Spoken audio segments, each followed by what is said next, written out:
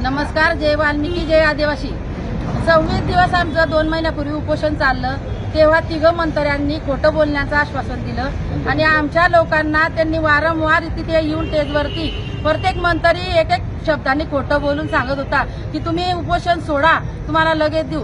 आता उपोषण सोडून 2 महिने झाले, 3रा महिना चालू होऊन गेला तरी एक सुद्धा आम्हाला सर्टिफिकेट समाजाच्या लोकांना मिळालेलं नाहीये. त्याच्यानंतर आता आमचं 22-23 दिवस झाले, दुसरं उपोषण चालू झालं. प्रत्येक मंत्री येतोय, आमदार खासदार येऊन खोटं बोलतोय.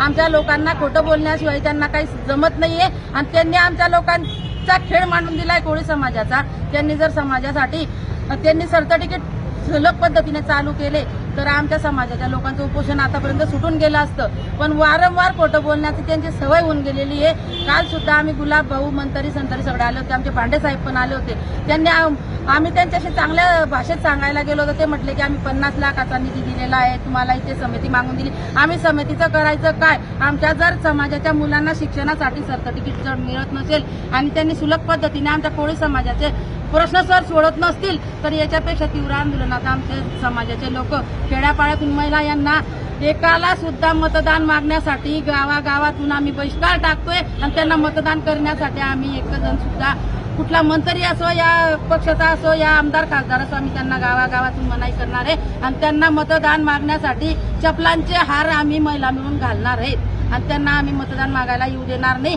आमचा प्रश्न जर सुटत नसेल तर त्यांनी राजीनामे द्यावा सगळ्यांनी, आमदार खासदारांनी. आज आम्ही डायरेक्ट ताला मालो आंदोलन केलेलं आहे मंत्र्यांच्या ऑफिसला, गिरीश महाजनच्या ऑफिसला आम्ही ताला मारो आंदोलन केलेलं आहे. कारण आमच्या कोळी समाजाचं मंत्र्यांना जास्त चूक झालेलं असं वाटतंय. कारण ते स्टेजवर सुद्धा आमचे लोक जे उपोषणला बसले त्यांच्या किडनॅप फेल होण्यात आलेले आहे आणि त्यांना इतका त्रास होतोय की अक्षरशः ते लोक मरणाच्या दारात पोहोचले तरी एका मंत्र्याला सुदेत नाही म्हणून आम्ही ताला मारो आंदोलन केलेलं आहे आमच्या समाजामार्फत सगळ्यांनी.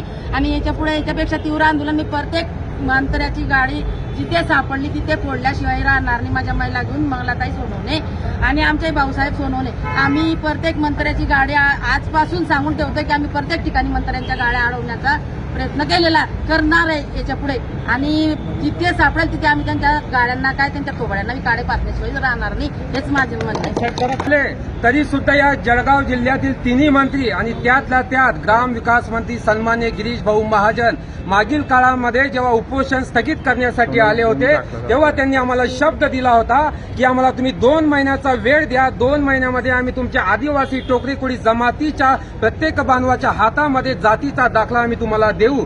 पण ते त्यांच्या आश्वासनाला सपशेल अपयश ठरलेलं आहे. त्यांनी खोटं आश्वासन आम्हाला दिलं आणि त्यातल्या त्यात गोष्ट म्हणजे आमचे जे 2 उपोषणकर्ते आहेत, पुंडलिक भाऊ सोनवणे व प्रभाकर भाऊ कोळी, हे 21 दिवसापासून उपोषणावर बसलेले आहेत. आणि आपल्या गिरीश भाऊ महाजन सन्मान्य ग्रामविकास मंत्री, या महाराष्ट्र राज्याचे कॅबिनेट मंत्री सन्मान्य देवेंद्र भाऊ फडणवीस यांच्या मांडीला मांडी लावून बसतात आणि आपल्या कार्यालयाचं कामकाज पाहण्यासाठी इथे 2 ते 3 वेळा येऊन गेले. आणि तुम्ही पाहू शकता की आमचे बांधव इथे किती अंतरावर इथे उपोषणासाठी बसलेले आहेत, पण त्यांना वेळ नाही आमच्या उपोषण बांधवांची भेट घेण्यासाठी. त्यांनी मला असं वाटतं या महाराष्ट्र राज्याचा आदिवासी विकास मंत्री विजय कुमार गावित यांच्या मार्फत गिरीश भाऊ महाजन यांनी सुपारी घेतलेली आहे आणि ती सुपारी पूर्ण करण्यासाठी या जळगाव जिल्ह्याचा जिल्हाधिकारी व या जळगाव जिल्ह्यातील सर्व प्रांत यांच्या मार्फत ते सुपारी पूर्ण करण्याचा प्रयत्न करत आहेत. सुपारी अशी आहे की या जळगाव जिल्ह्यातील आदिवासी टोकरी कोळी समाज हा शैक्षणिक सवलतीपासून, आपल्या न्याय हक्कापासून वंचित कसा असेल आणि याला जातीचं प्रमाणपत्र देण्यापासून आपल्याला कसं रोखता येईल या प्रांताच्या माध्यमातून हा गिरीश भाऊ महाजन इथे प्रयत्नशील आहे. म्हणून त्याच्या निषेधार्थ आम्ही इथे आज ताला ठोक आंदोलन केलेलं आहे. आज आम्ही ताला ठोकलेला आहे. जर का आम्हाला आज संध्याकाळपर्यंत किंवा उद्यापर्यंत आमच्या जळगाव जिल्ह्यातील ज्या जमात बांधवांनी प्रत्येक प्रांताच्या ऑफिसमध्ये आमचे प्रकरण जमा केलेले आहेत, जर त्यांना जातीचा दाखला नाही मिळाला तर या जळगाव जिल्ह्यामध्ये 3 मंत्री महोदय व ज्या लोकप्रतिनिधींनी आमच्या समाज बांधवांची बाजू नाही मांडली त्या प्रत्येकाच्या गाड्या इथे फोडल्या जातील व आमच्या जिथे जिथे कोळी समाज बांधव या जळगाव जिल्ह्यातील गावामध्ये जास्त कोळी समाज बांधव असेल या सर्व लोकप्रतिनिधींना, या जळगाव जिल्ह्यातील 3 मंत्रींना, त्यातल्या त्यात गिरीश भाऊ महाजन यांना या माझ्या सर्व जमात बांधवांना मी सांगू इच्छितो की यांना गावबंदी करा. जेव्हा तुम्ही गावबंदी करणार तेव्हा त्यांची अक्कल ठिकाणावर येईल. कारण की यांच्या डोक्यामध्ये मंत्रिपदाची हवा गेलेली आहे. मंत्रिपदाची हवा एवढी गेली. काल काही दिवसापूर्वी आम्ही एक आकाशामध्ये फुगे सोडले यांच्या निषेधार्थ. अरे आता तरी जमिनीवर या.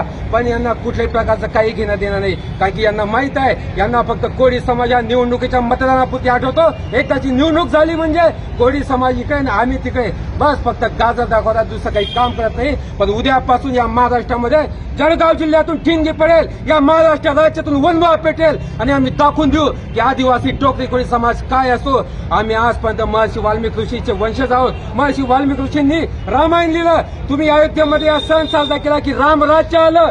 मग रामराज्य असं आहे का? या रामराज्यामध्ये महर्षी वाल्मिकी ऋषीचे वंशज काय करतात? उपाशी पोटी बसलेले आहेत. पोटामध्ये अन्नाचं कण नाही.